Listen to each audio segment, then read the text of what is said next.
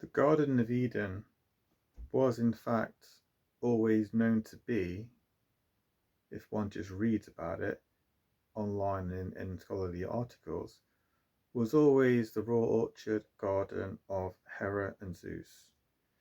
And this place, Mount Olympus, was in Greece, but ultimately that garden was in Iran.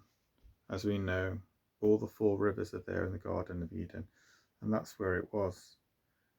And everything that was a pagan foreshadow, like the garden, as we have in Genesis, with many, many examples in there, they all became realigned through God and ultimately through Jesus. And there are incredible amounts of pagan foreshadows within the Bible. I'll give a huge list next video how many pagan foreshadows there are. There's no doubt, if one reads through the literature of the Greek and Roman pantheon, and ultimately all seven religions, definitely Hinduism, Buddhism included, one can see that Persephone is actually Pandora, who was in fact created, as it were, by Zeus and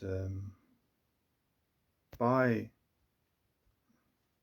Vulcan, and she is known to us now, I believe, as a paradigm, as Taylor Swift. And if you read through her lyrics and you look at the imagery of her videos, and you even look at the way she appears, like I have in the video, you see that she looks exactly the same. And the Greek gods, Roman gods, they are actually depicted, a lot of them, in art, paintings. You'd have to go to the ancient paintings and some of the more modern ones, but I'm specifically talking about the 1600s and 1700s, not modern day depictions of them in cartoon and Marvel comics, because they have in fact not given a true depiction of their appearance at all, and that's very confusing to a lot of people in the public who don't actually know how they appeared. Those Greek statues that we see of Zeus and other god and goddesses like Aphrodite, Venus, they are white now, as you see, white marble or white plaster, but they actually had painted hues and colours in the past, and they have in fact faded. But there are reliefs and paintings that go back into ancient Greek and Rome, and ultimately these goddesses were given to us by the Hindus, or the Indian civilization of the Indus River. Because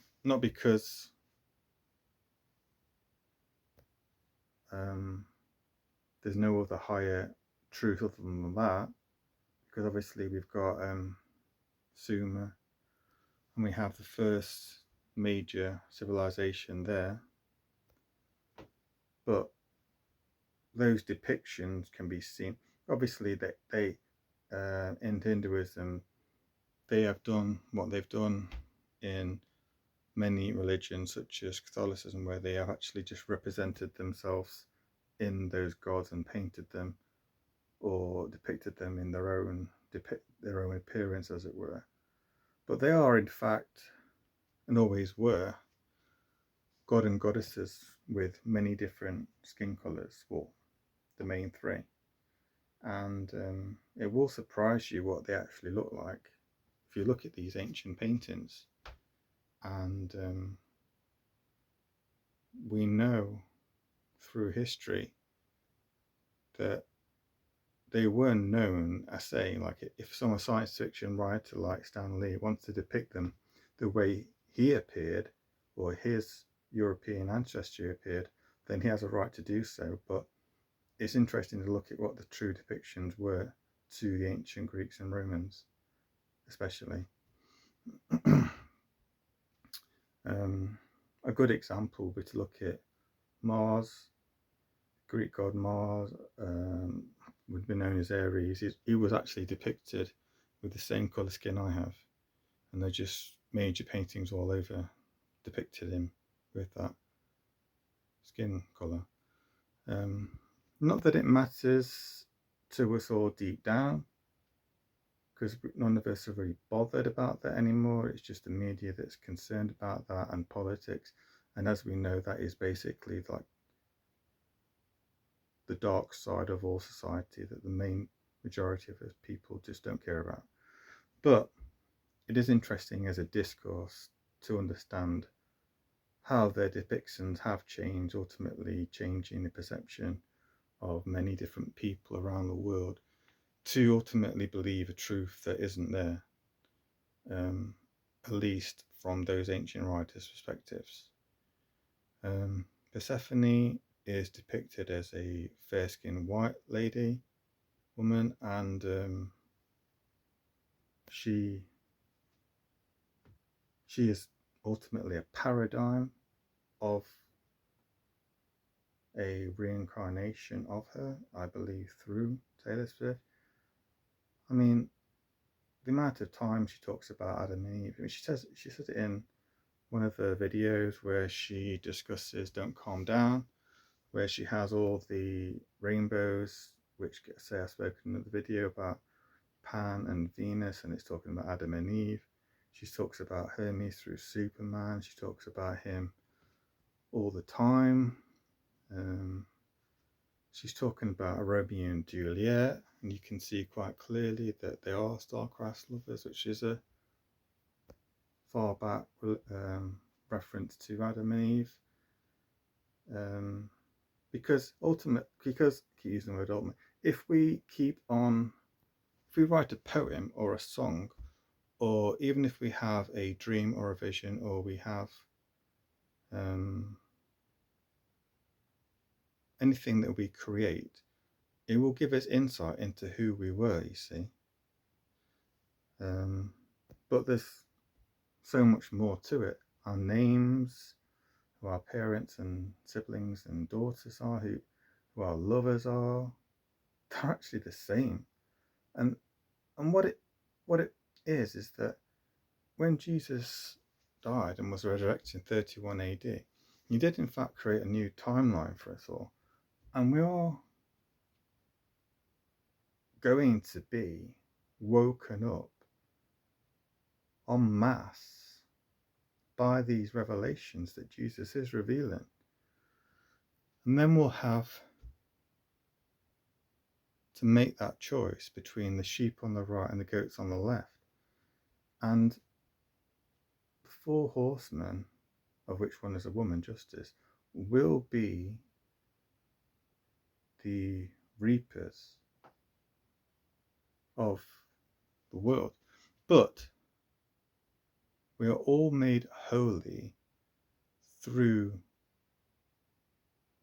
the return of our salvation through Jesus.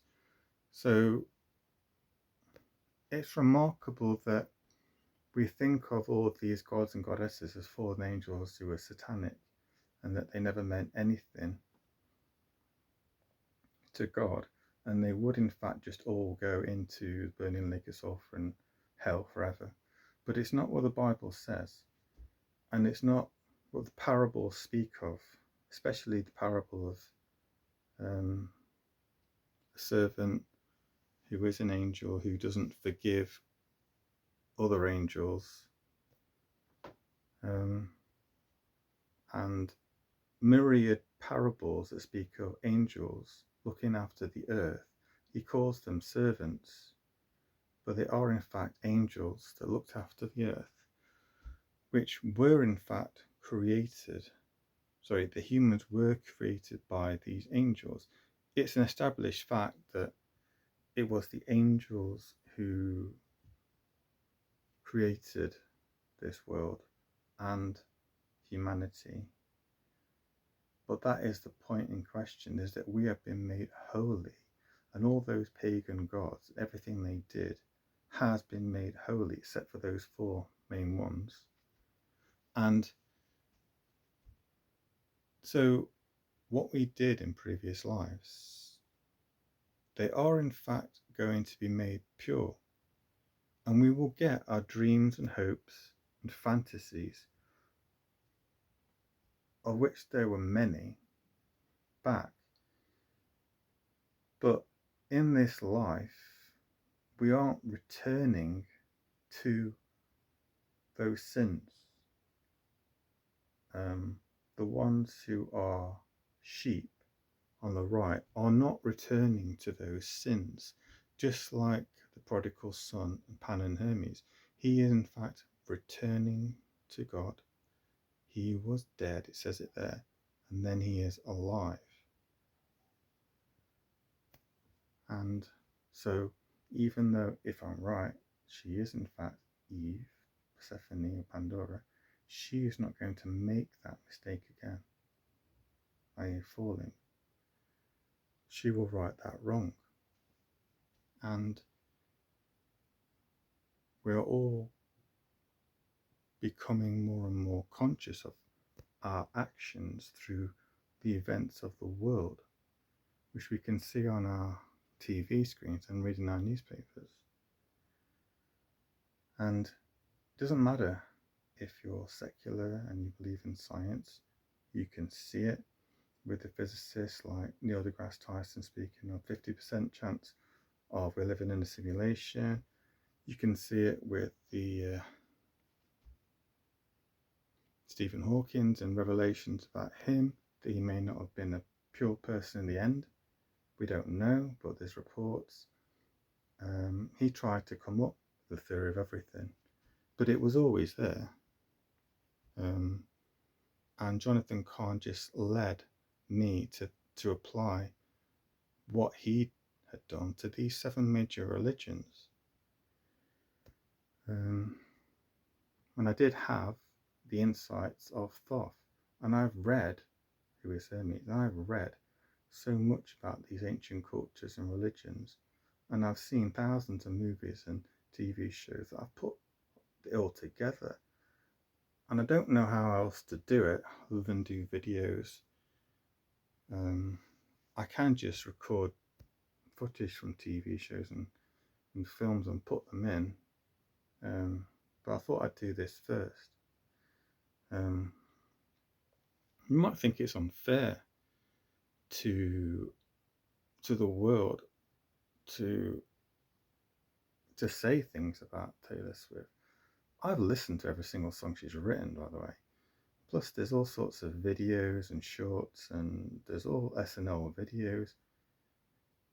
She isn't 100% aware of what she's doing, which is the whole point of unsealing Revelation, is to reveal what was always there. And if she puts 2 and 2 together, of which she's not going to watch this video, and there's not many views on these videos, then she will be allowed to see that it is her paradigm. And that when we are in the millennial kingdom, Jesus will in fact reveal further what is to be, because then there is a great battle again after that 1,000 years. And that's when we have no more tears and no more pain, and we'll be with God forever. But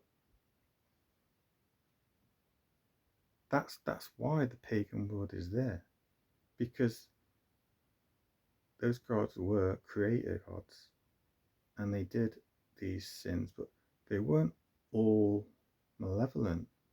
The malevolence that we see within them were what Jews and Christians and Muslims would say are unspeakable sins.